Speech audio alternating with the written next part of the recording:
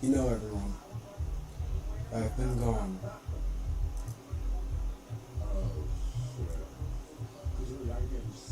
for about a couple of weeks.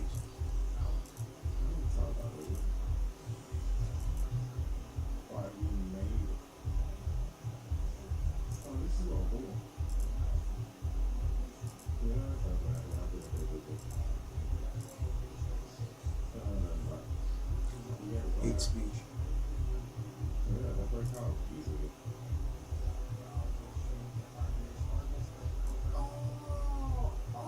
I was gone for 1 week. Oh shit! Okay. How do you do that though? Yeah, I was gonna say. Gotta be careful. You know why? Because this strike expires on March 2nd. Oh, right. Okay. Expires in 90 days.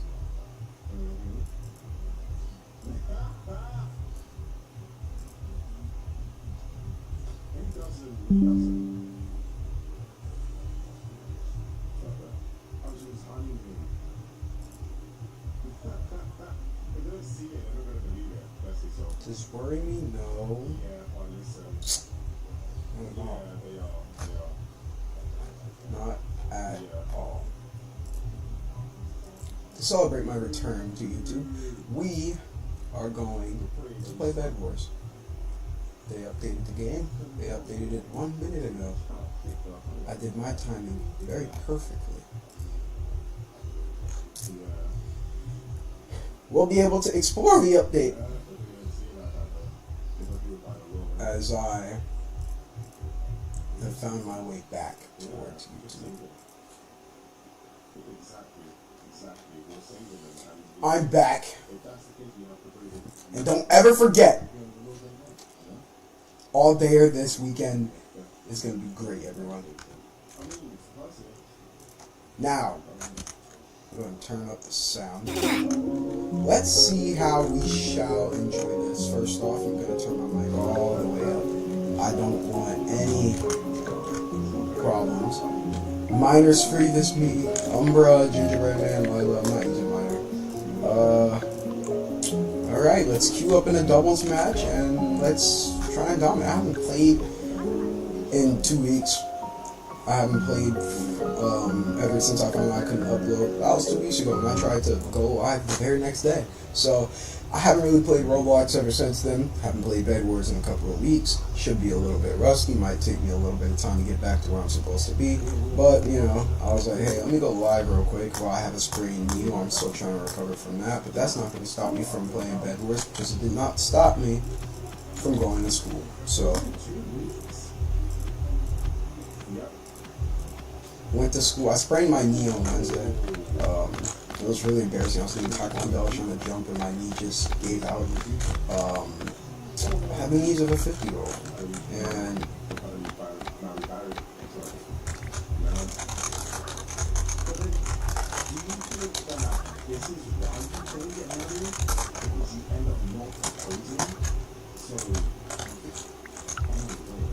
oh, here we go, man. I can do PvP.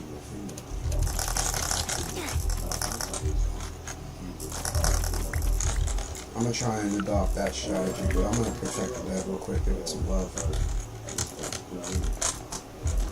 It landed.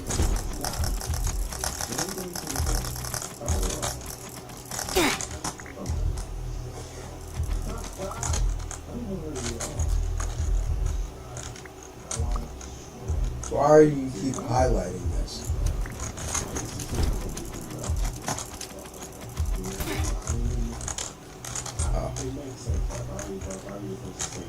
Okay, well, they're going to keep using that Umbra.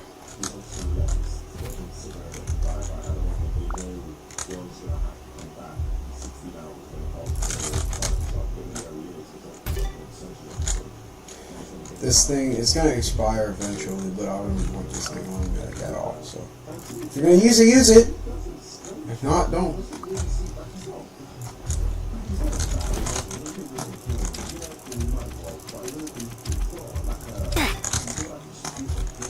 Sipping on promethazine.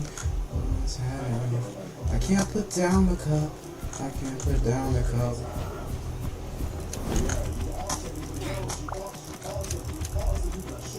I'm gonna die here. That's fine because my guy got that kill.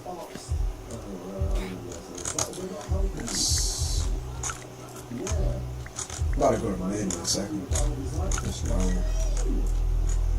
something that they're not even close to getting. Nice shot with the under, by the way.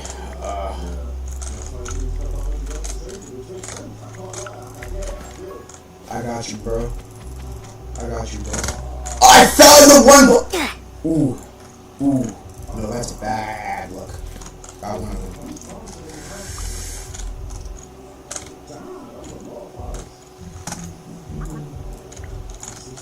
I gotta get home.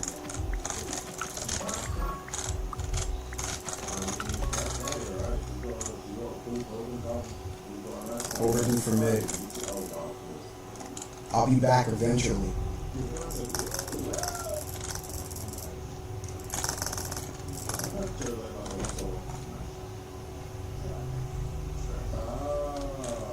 You know, people like this are annoying, man.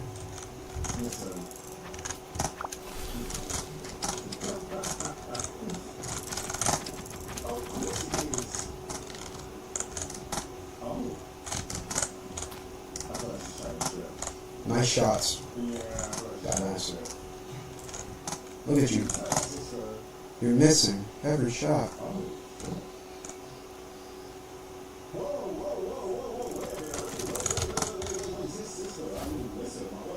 And you missed again.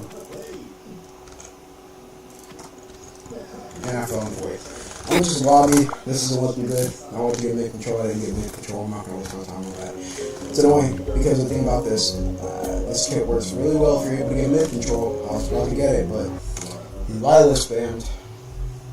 I hate this freaking kit. That's why I want to get mid. That's why I'm going to use this kit. Now with this thing going out with this map, the pots are going to spawn, so I'm probably just going to take 24 and go straight mid early. I got to play it by strategy. I'm not going to get out. I'm going to go straight mid. How many Lilas are minor? You know, the irony is there's no Lila in the server. It's just a whole bunch of minor kids. Okay, well. Gotta make this quick. I got a mid to go to. And I'm just gonna have an AK teammate. Which isn't good. They rush down and have to go.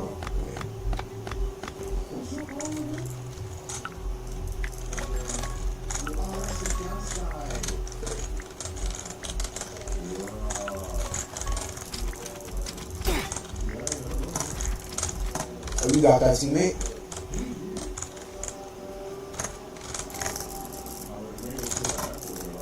You got that, teammate? Because I gotta go. Like I said, I got a mid to go after. Sipping on promethazine. Put down the cup.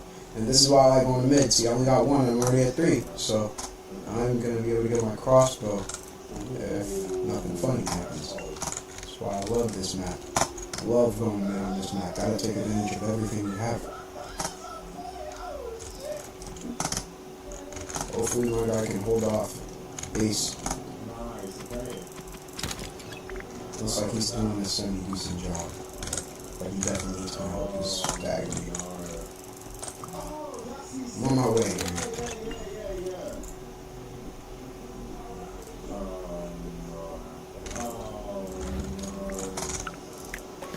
Across.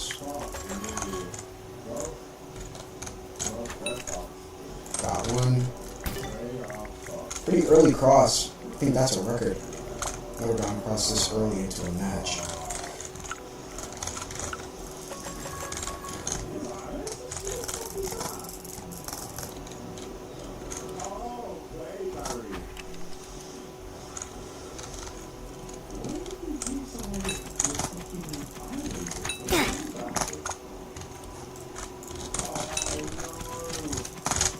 Fell in the void. boy. That would have gave me armor, so I'm a little bit upset about that.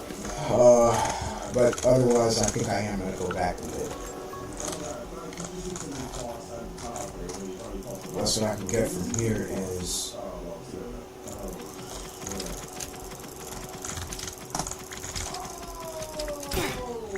Fight took way too long. I gotta go. Oh, but just left me for dead. He just took all my stuff. Like, bro.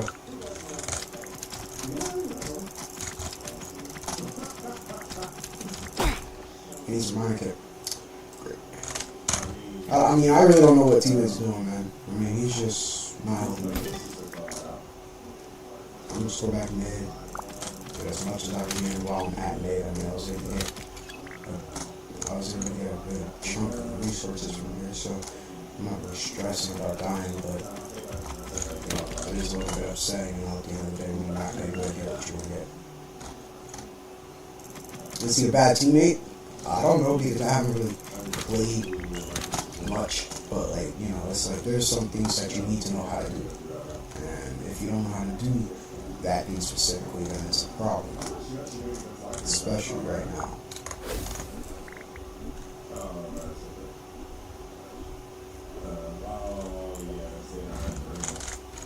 Sick of the I can't put down without. I can't put down without. Got my bed rock.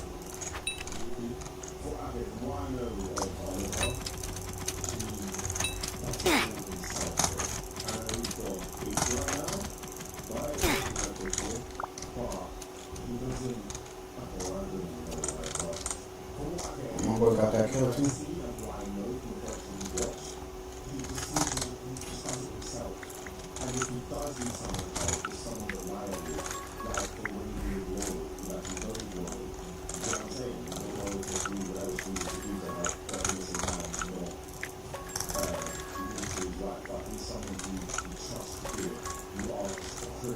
Oh, keep going back.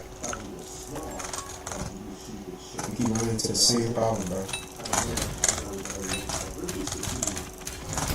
You keep running into the same problem.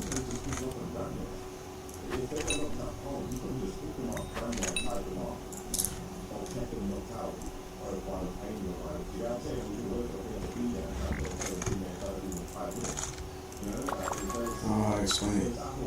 It's like people keep running into the same exact problem.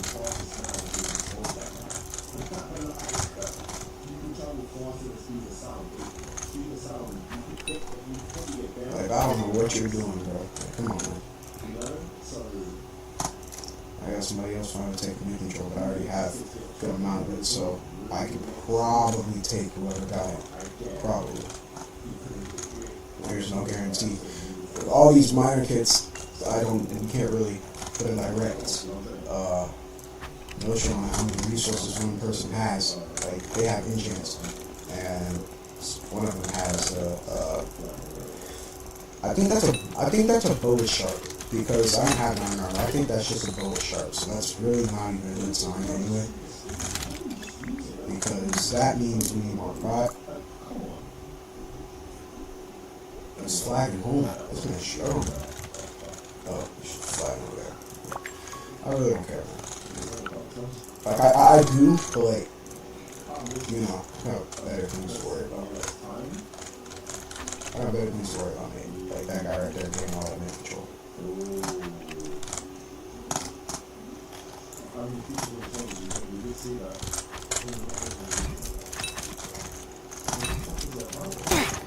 Ooh, got that guy. I'm gonna take this back to base. That was a close fight. Too close.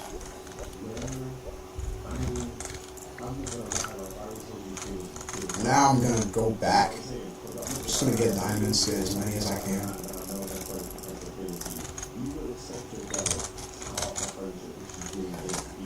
I need to get as much as I can, man. Because my guy keeps going over to the same base and he's losing every time, bro. Like, it's actually kind of funny to see him lose that same battle so many times over and over again. It actually is funny. Poor. You're an unattended. I like to fight you. I don't know what the heck that was.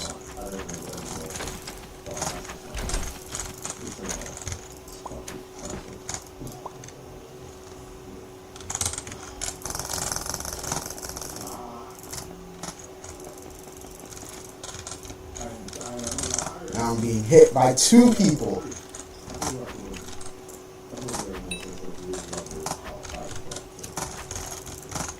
Like, I got hit. There's nothing I can do. I got hit by another person. And that guy's really quick. I want to keep spinning my emeralds because the more I spin them, the more I fall behind. So I need to find a way to adjust. Because he's quick.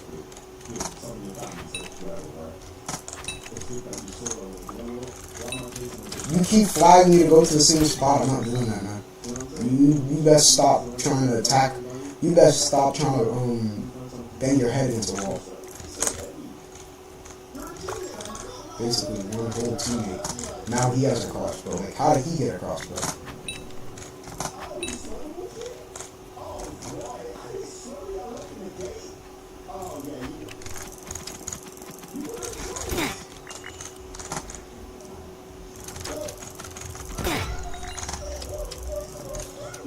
How did he get a crossbow? Like, actually. Like, see, it's just the small stuff, man. Like, you keep attacking the miner and dying, and you keep giving him more resources. Like you make the... Now we're very much at a disadvantage.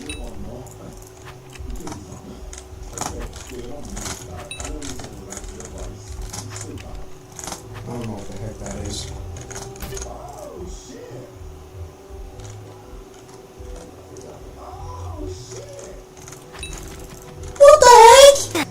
See, this shit I'm talking about, man. This is exactly what I'm talking about. Like, how do I get killed by, like, this is something I'm talking about, man.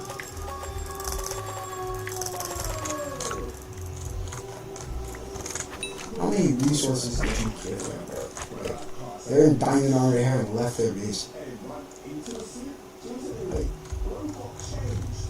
Like I said, it's the small stuff.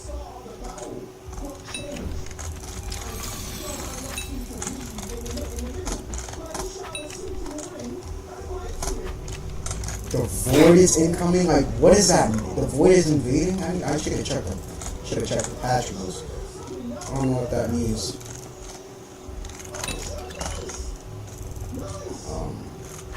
I don't know what the heck that is.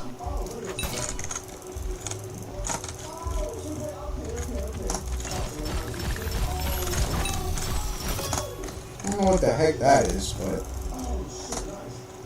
Void crystal? Oh. It's those things.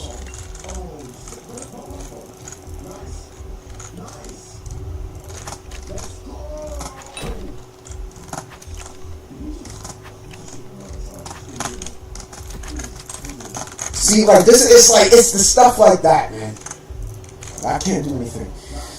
Oh, man.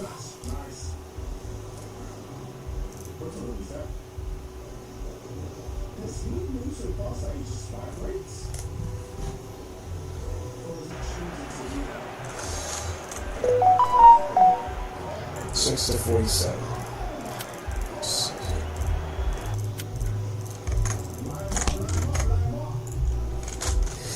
Okay, as long as you vote me, this will be easy. As long as you vote me. As long as you vote me. Nah, bud. I'm not bud, bro. Nah, bud. Looks like I'm ready, bud. When you touch the ball, and you still don't get voted, okay.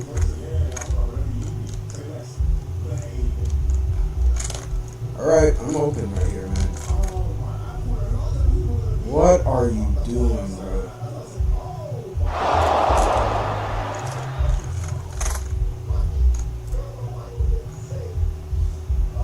What are you doing? Like, bro. What are you doing, man?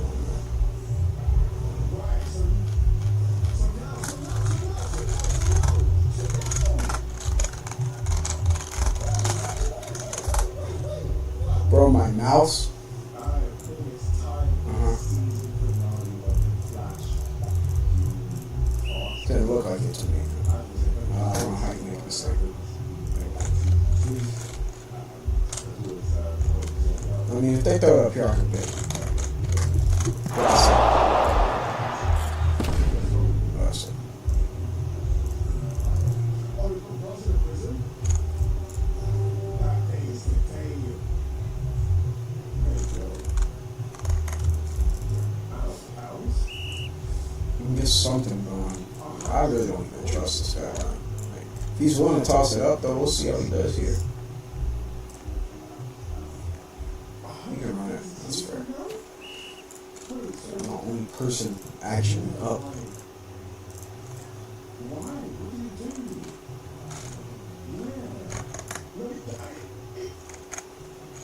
I have a couple steps. That's high, man. There's no much I can do about that. That's high.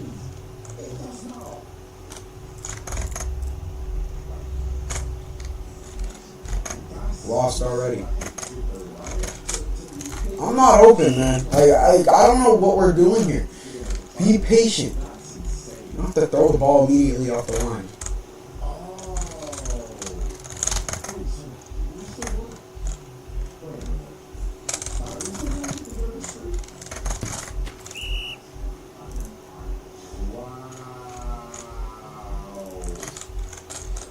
They're contain rushing.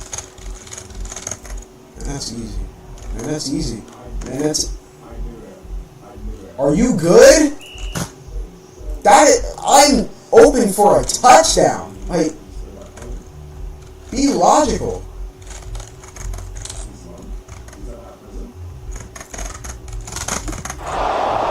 Hey, bro, just be logical, man. Just be logical.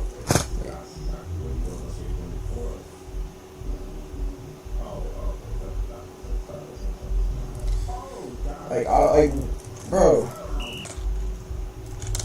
you left the game. You left the game.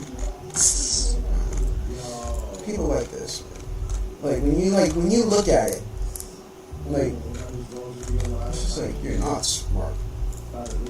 You're not gonna judge him because it looks like he just reset, and I mean there's not really much to judge him off of. I don't know if he's a good quarterback or not, but from what I saw, could use work. Could use work. As do we all, but you know, look at that, it's like, what? Bro, it's just some stuff you can't explain. Come on, man. Come on, man. That's open. You do it straight to me. Do it straight to me. Like, I shouldn't stop.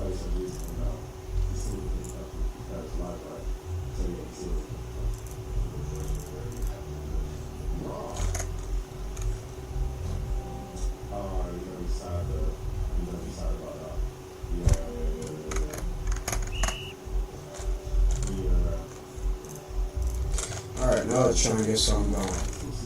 I like the contain rush, but if you guys don't have coverage, you guys don't have coverage. I can handle a pass on me. Alright. I'm not about to waste our timeouts, but like, come on. You're trying to shift angle, I can see it, but you know, like, I'll just throw you a pass that's easier to catch. Like this one that's coming out my hair right now. Like, see? Like, it's just stuff like that. That's not my fault. There's nothing I can do about that. And we're calling timeout again. It's just like, you don't have to do all that. Just jump and click. Jump and click. Jump and click. That's all. You don't need angle, bro. Just jump and click. Just jump and click. That's bad container. She doesn't get to the outside. I got hit as I threw and it's still a dime. How? How? Bro. Just catch the ball, man. Catch it. Catch it. Like you said, overthinking it and missing it. Look. Talk about it.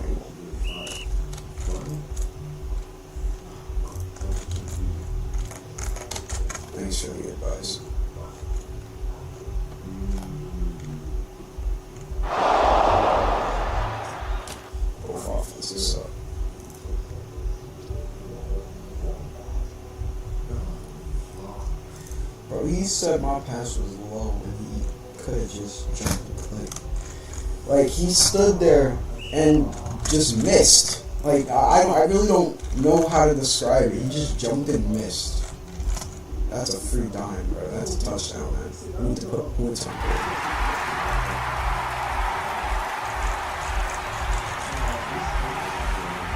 Yeah, it's a full bananas team.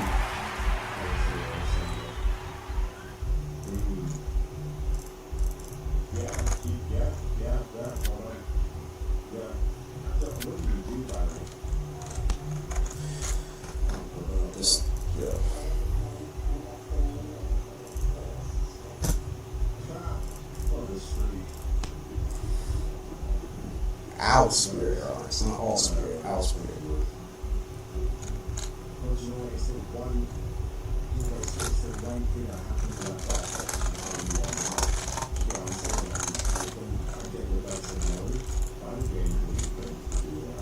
Versus 48 points, man.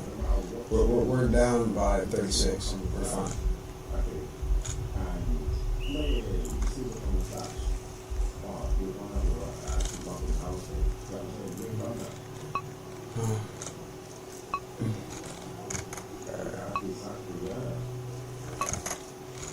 Yo, like, bro, like, what are we doing, man?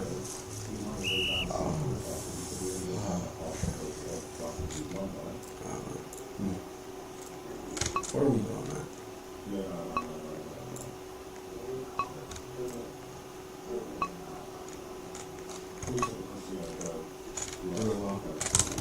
And I get jammed.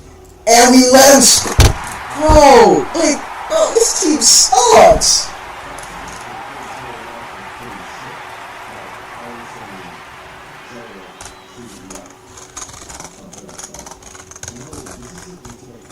That's not mercy. Like, that's not mercy.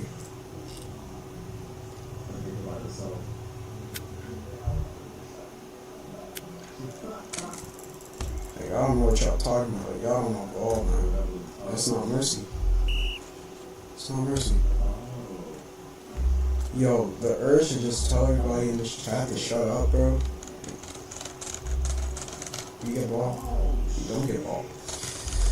This game's about to get away from us.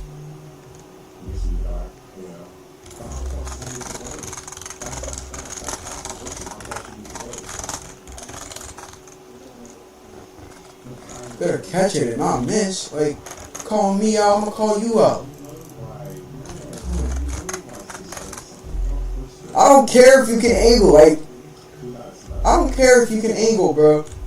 Like, we're just saying stuff in the chat. I don't care if you can angle. No, I'm not joining your team. I want a comeback. But I also want receivers. Like, bro, I'm not leaving my team to get receivers. If they're not on this team, I will have to deal with it. What a pass. I mean, their quarterbacks haven't been good at all. It's just been a plethora of quarterbacks contributing to the team.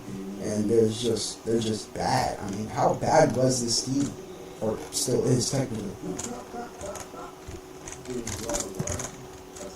Oh, hell no. Oh, hell no, man. I'm just let it tap. They can toss and get away with it.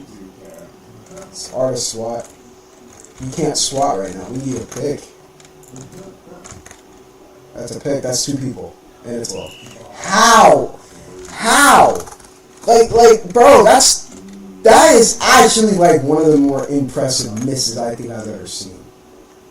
Oh, that's straight to you. Oh my gosh, thank you. You can just go straight. I don't know why we're cutting straight to the defender. That's a touchdown. Oh my goodness. Alright.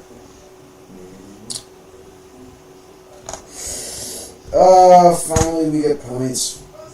Let's go.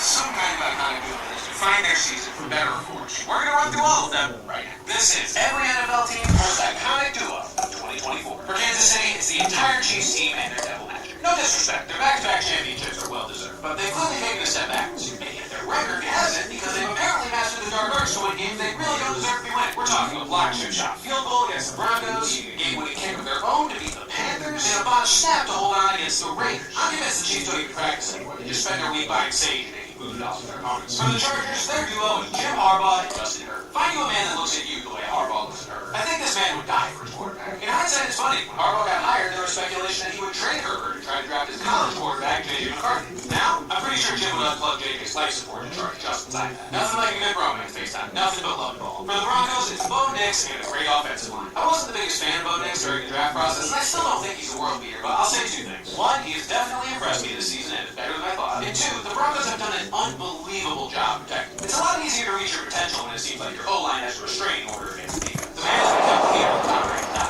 And again, you still have to make the right decisions even with good protection, so this isn't meant to discredit. It's just nice when that protection is so effective, it might as well be a titanium condom. For the Raiders, it's Brock Bowers and a backpack, because he is carrying this team in terms of competitiveness, watchability, everything. He's all they got. Vegas is a raging dumpster fire right now. They fired Earl C mid-season, traded Devontae Adams, their own head coach, calling them the worst team in football. It's almost exclusively bad vibes. There would be effectively no reason for you to watch the Raiders over watching paint dry if not for Brock Bowers. He's one of the league leaders in receiving yards, he's an athletic specimen. He just does things tight ends, especially rookie tight ends, are not supposed to do, while doing something that tight end or anyone else wants to do. And that's playing for the Raiders. Thank you for making them halfway watchable.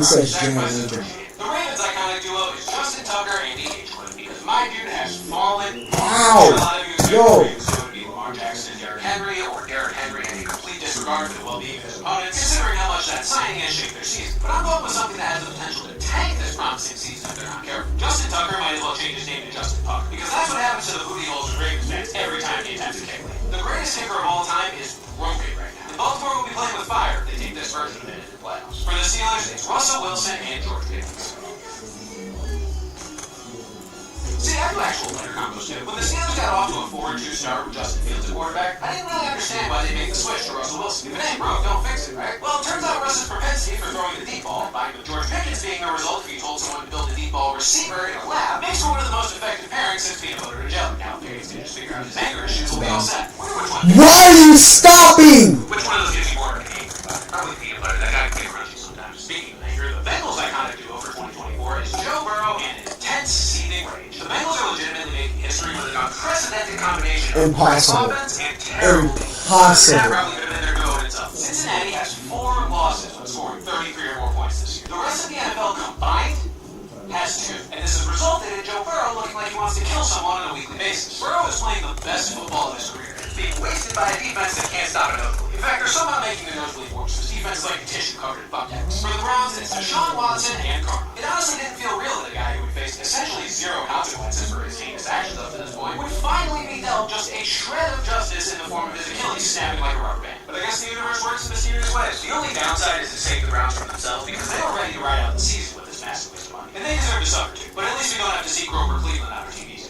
And who knows, maybe it'll be more painful in the long run for the Browns to see what their season could have been if they just played the more deserving quarterback from the start. For the Bills, it's Josh Allen and being sick and tired of the Chiefs. It feels like Josh Allen is on a mission this year. There was concern that Allen's production would take a hit. And while he is on pace for fewer yards this year, his touchdowns, both through the air and on the ground, are basically the exact same. But more importantly, his interceptions are way down. He's playing clean, smart football. Still aggressive, but calculated. The best way I can put it is he's playing it like I know this is what I have to do to finally take down the Chiefs. And hey, it's already worked once this year. For the Dolphins, it's Tua Tagovailoa and a blatant disregard for his own well-being. This one also could have been the entire Dolphins roster and sucking in the cold box. Take with this. Tua's gone from a sympathetic figure at the center of the NFL's concussion epidemic to just kind of dumb. And I'm not trying to be mean. I genuinely want the best for him. The problem is he doesn't seem to want the best for himself. He's apparently learned nothing about how to protect himself, considering his last concussion was caused by diving headfirst into a defender's knee. And then, after spending a month on IR because of it, he comes back and gets kicked in the head trying to make a tackle. What did he have to say about it? I wouldn't do anything different. Look, you can lead a concussed horse to water, but you can't make it where a guard can. So I go. For the Jets, it's the Jets and being the Jets. Some teams are just destined to stay bad forever, and the Jets might be at the top of that list. It was finally there for the team this year. They got Aaron Rodgers back, their defense looked good, their skill group was loaded, their O-line was revamped. Everything was in place for the Jets to at least improve on last year, if not make a Super Bowl run. But they didn't improve. They didn't even say the 2024 Jets are somehow worse than the Zach Wilson-led group from a year ago. A genuinely fascinating feat that very few teams could pull off. At this point, the only thing that might save them is a full rebrand, so they can rid themselves of the curse of just being the Jets. Or their incompetent owner can step down. The Patriots duo is Drake May and the spirit of Michael Vick, minus the dog. You guys already know how I feel about Drake May overall. As a Patriots fan, we've got our guy. Wrap it up, we're good, time to focus on everything else. And you guys have probably noticed that my boy's pretty multiple. What you might not know is that Drake May is by Michael Vick, who set it with 8.4 back in 2006. Today is averaging 9.1. So on top of all the impressive throws he's made this year that have made me salivate over what he might do when he's not throwing to something called an Austin Hooper, he's also historically mobile. Pretty good for a rookie quarterback. For the Texans, it's their offensive line and sucking. This could have just been the Brock Bowers backpacking thing again, just so Joe Mixon. But instead, let's highlight the reason the Texans offense is still bad despite Mixon's efforts. The offensive line has been god-awful at pass blocking. They've got CJ Stroud seeing ghosts like he's in a Sam Darnold Jets era. But that's assuming the ball actually got snapped without there being tons of ball starting. I haven't dealt with a line this irritating since I went to the game. For the Colts, it's Anthony Richardson and the bench. He's still been through a lot here. First, Richardson went there when he wasn't supposed to, then he spent a few weeks there, and then he came back from there as a new man. It felt like a death sentence for his Colts career at the time, but turns out getting benched might have been the best thing for him. No, I'm not giving the Colts any credit for that, because I firmly believe Joe Flacco lit up after Richardson benching. Richardson wouldn't have seen the field the rest of the game. Lucky for Indianapolis, this isn't a test where you have to show your work. They got to the right answer, and that's all that matters. The Jaguars' iconic duo is the front office and a blindfold, because how in the world does Doug Peterson still have a job? The only explanation is the front office isn't watching, because this guy has had the most textbook get-fired mid-season of all time. He's in year 3 with a team that's supposed to be ascending, or at the very least competent, but instead has fallen completely out of space to the point they might get the #1 pick in the draft. It's gotten so bad that Peterson himself has basically suggested his own fire, saying things like the team needs a culture change. Gee, I wonder who that starts with. The only other explanation I can think of for why he's still around is the Jags are punishing him by not firing. Basically a rub the dog's nose in its own peak.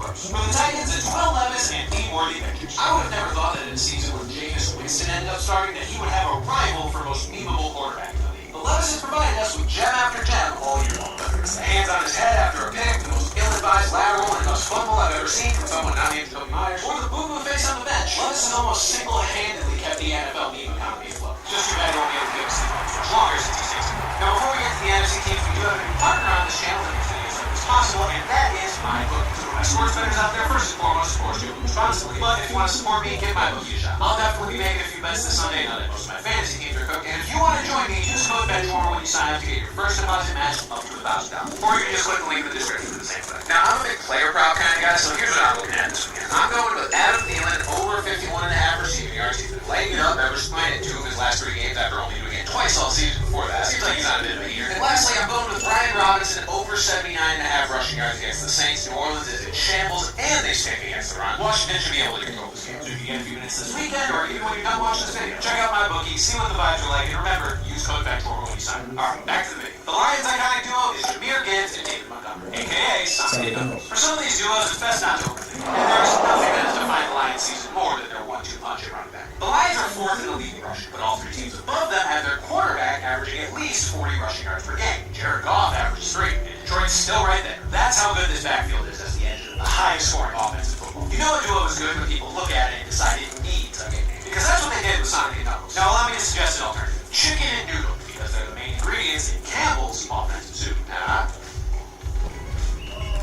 No? Okay. For the Vikings, it's Brian Flores and Oakland, because that's what he's been putting opposing offenses in all season. Dude's been making smoothies out of these teams, whether it's Strawberry Banana, Black Raspberry, Pina Kylerda, I'm so sorry. The point is, he took a defense that was pretty middle of the pack last year and turned it into Minnesota's entire identity. Don't get me wrong, Sam Darnold's playing well, but he's not better than pre-injury Kirk Cousins. The Vikings only went 4-4 with him last year. What's making the difference is Flores turning this defense into the most imposing purple entity since Sanders. He snaps after offense forgets how to play football. For the Packers, it's Jordan Love and the voices in his head. Shout out to New York. Green Bay's season will hinge on Jordan Love lets the intrusive thoughts win or not. Despite sitting behind Aaron Rodgers for years, Love's play style is very Brett Favre-ish, and he's capable of making plays that no one else can make, but he's also capable of making some of the most head-scratching mistakes you've ever seen. Look no further than the throw that got them eliminated from the playoffs last year. If he can just harness his talents into making good plays and ignore the devil on his shoulder telling him to fire a deep ball into triple coverage, the Packers can be real competitive. The 2024 Bears season will be largely remembered for a man who's not part of the organization anymore. Their iconic duo is Matt Eberflus and his inability to remain calm. I'm not sure I've ever seen someone who's already on the hot seat make such an egregious mistake to put their firing over the top. I joked about Doug Peterson earlier, but he's just been generally incompetent. There's not really one miscue that's defined his tenure as the Jags head coach. But with Eberflus, it's like he heard the rumors and was like, oh, you want to fire me? Okay, watch this. On Thanksgiving, down by 3, with the world watching and a timeout in his pocket, he let 30 seconds run off the clock, leaving Caleb Williams with no time to do anything except chuck up a prayer to try and win the game. Now, maybe there are other factors in play as to why that last sequence took so long. I understand we may never know exactly what happened, but if you're Matt Eberflus and you see the process of taking too long, you need to call your timeout at some point just to reset. Instead, he held onto it, and now he's taking it with him all the way to the unemployment line. Maybe he can sell it on eBay. Who knows? For the Falcons, it's their defense and a gloomy,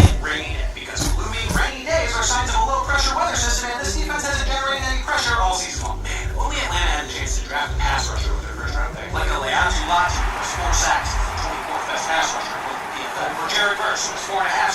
13th best pass rusher. Meanwhile, we have to scroll down to number 43 before we find your first Falcon, because Atlanta as a team is dead last in the league in sacks and 5th worst in pressure percentage. Now I know, Kurt's been showing some cracks, so the Falcons are probably happy they have Michael Penix Jr. right now. But if they wanted to draft a quarterback, they could have just done that without signing Kirk Cousins and wasting their time pretending to go all in despite having a roster with a defensive hole the size of the Grand Canyon. God, this team makes me mad. For the Buccaneers, it's wide receivers and injuries. The Bucs started the season hotter than a jalapeno in a house fire. They're still the only team to beat the Lions and Eagles, who are widely considered the NFC's 2 strongest contenders. They started 4-2 with Baker Mayfield playing at an MVP level. Everything was going great, and then the Baltimore game. Chris Godwin went down for the season. Mike Evans missed a month with a hamstring injury, and the Bucs lost 4. If Tampa Bay didn't lose their top weapons for a huge chunk of the season, they might have a stranglehold on the NFC South by now. Instead, they're lightly gripping its neck, at best. For New Orleans, it's the entire Saints team and Whiplash. When Saints fans look back on this season, they'll remember going from fantasizing about a Super Bowl at their home stadium after the first 2 weeks to watching their team crumble like a poorly constructed gingerbread house. Before the season started, I was certain Dennis Allen wouldn't make it through the year. But then they had those first 2 games, and I was like, oh, I guess I've never been more wrong about anything, ever. But as it turns out, they're the explosion was.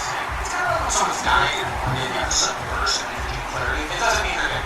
In fact, it means the end is closer than ever, and you should probably start casting time. For the Panthers, it's Bryce Young and Lex Burrow, because my dude needed to calm down. He and Anthony Richardson have had pretty similar seasons. Started bad, got benched for a couple games, and then came back as seemingly a completely different player. Only difference is Richardson at least looked solid last year in between injuries, while Bryce Young has been drowning for the last year and a half. I didn't think anything would get him back on track. But apparently, a couple weeks away from the spotlight, a chance to catch his breath, and maybe some prescription or non-prescription medicinal treatments, all it took for him to get rid of the yips. Welcome back, Bryce Young. I guess you can hold off on getting a real estate license.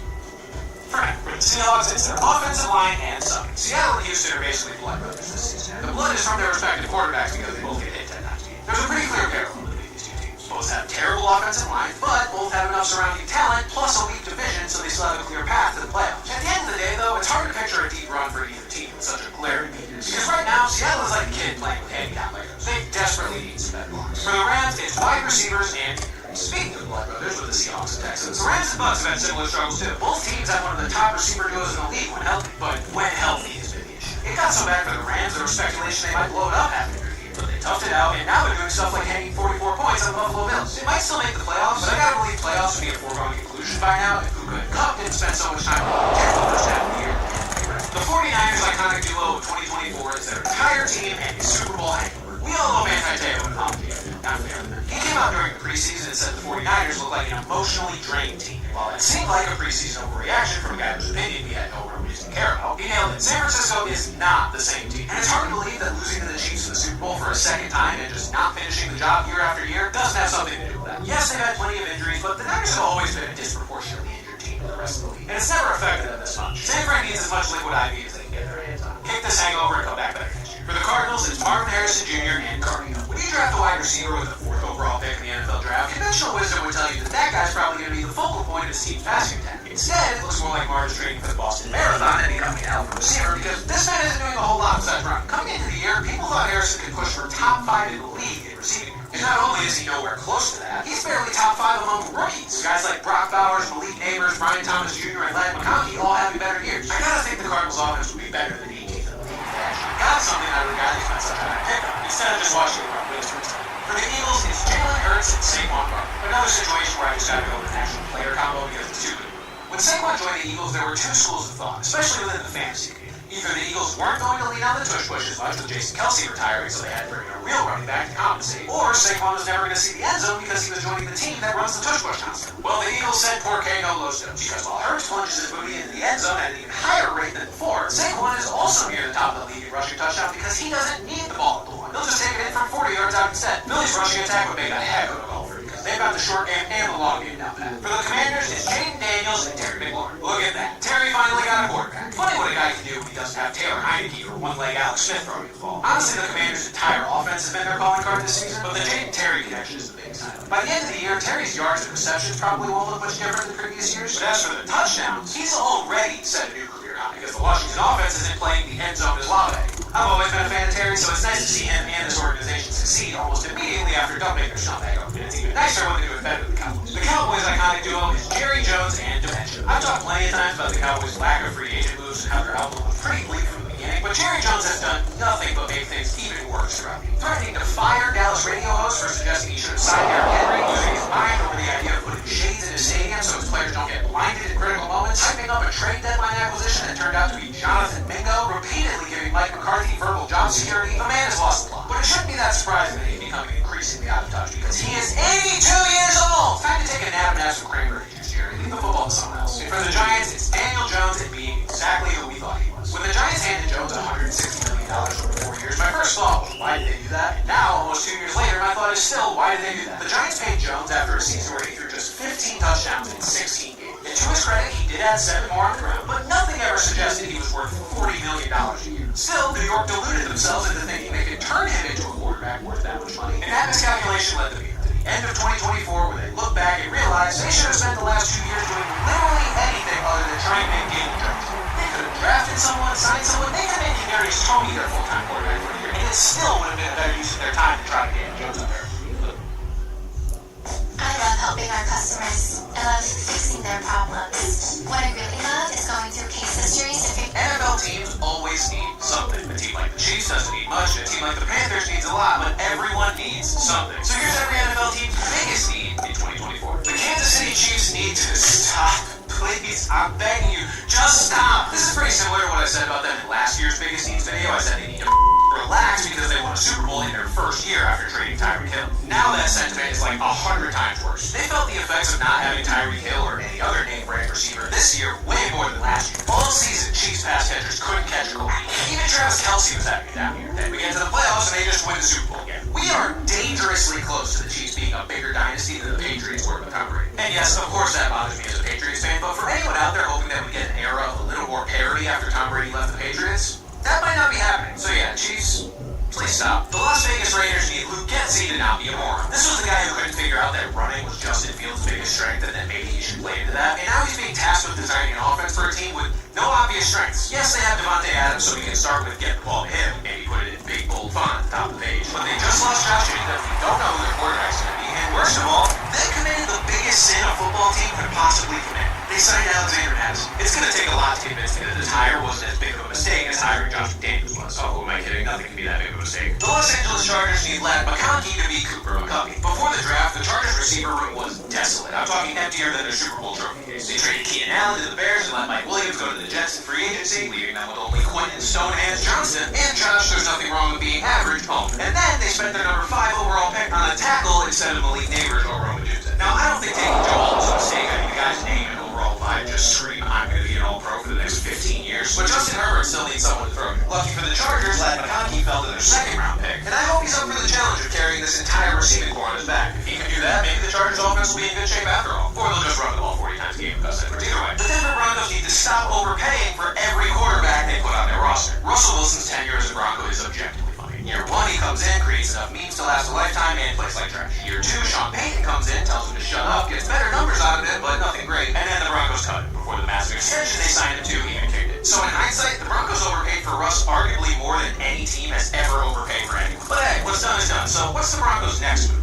Oh, it's spending the number 12 overall pick on Bo Nix. Now, I don't think it was a bad idea for the Broncos to bring in Bo Nix. I think it was a bad idea for them to spend such a high pick on it when reportedly no other team had a first-round radar. So after overpaying for Russ, they overpaid for Nix. And I'd argue they overpaid for Zach Wilson by giving up literally anything for him. So, over. The Buffalo Bills need to stop getting bullied by the Chiefs. I know everyone gets bullied by the Chiefs, but for some reason it's a lot worse for Buffalo. First of all, the Bills have been eliminated from the playoffs by the Chiefs in 3 of the past 4 seasons. Doesn't matter what round, where the game's played at, the buck always stops with Kansas City. And now, the bullying is apparently extended into the NFL draft. Everyone and their mother knew the Bills needed a receiver coming into this draft, because Diggs finally devoted his way out of Buffalo, while Gabe Davis is going to go be mid a little further south. And there they were. On the clock at number 28, several great receiver prospects still available. And somehow the Chiefs convinced them, I assume by threatening to shove them in a locker, to trade their pick to them. Kansas City then used that pick to select the fastest receiver in NFL draft history, if you go by 40 time, addressing one of the only weaknesses of the team that Buffalo already can be. I know they ended up getting Keon Coleman, but I can't help feeling like this trade was a mistake. Because if Xavier Worthy cooks the Bills in the playoffs and they lose to the Chiefs again, the people of Buffalo may riot, and those folks break stuff when things are going well. The Miami Dolphins need to relocate somewhere colder so they can stop being so soft in the playoffs. The Dolphins' offense is built to score on you anytime from anywhere. They're fast, they're skilled, and if you're not careful, they might just score 70 on you. But they do all this from the comfort of sunny Miami, Florida. And when they get to the playoffs and the dog days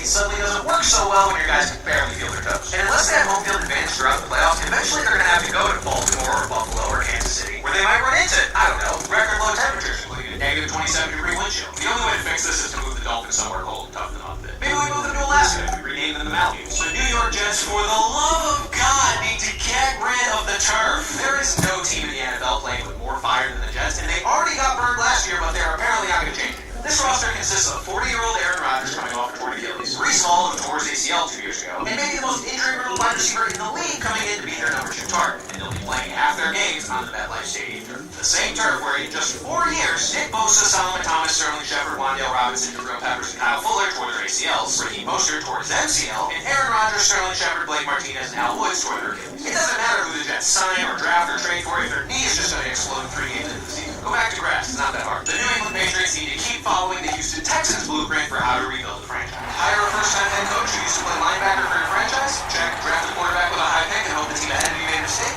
Check. Have a blue and red logo with a star in it. Check. Alright, I know the Patriots had that first, but it's still a funny coincidence. It seems like the Patriots are doing a pretty good job following the Texans' lead of how to rebuild the franchise in record time. The only thing they didn't do was make a huge trade and draft a core defensive player in the same class as the quarterback. But it seems like they got their defensive player last year, and it'll kind of feel like his rookie year anyway since he only played 4 games before getting hurt. Hopefully things work out for the Patriots as well as they did for the Texans. Because quite frankly, it's been too long since we've seen the Patriots dominate the AFC. Us fans have suffered long enough. The Baltimore Ravens need something to remind them to run the ball when it matters. Maybe a string on their finger or a reminder on their phone, something. Because watching them play the Chiefs in the AFC Championship game this year was painful. The number 1 rushing offense in the NFL in both yards and attempts gave their running backs 6 carries the entire game and only 2 in the second half. Now I'm hoping with Derrick Henry in the mix this is less likely to happen again, because instead of Justice Hill or Gus Edwards being like, hey, remember us, the running backs? Yeah, we're here. No one is going to forget about Derrick Henry in the first place. It's kind of hard to when he's a tractor trailer cleats. So look, I don't care what method Baltimore uses to remember to run the ball as long as they do something, because they're one of the few teams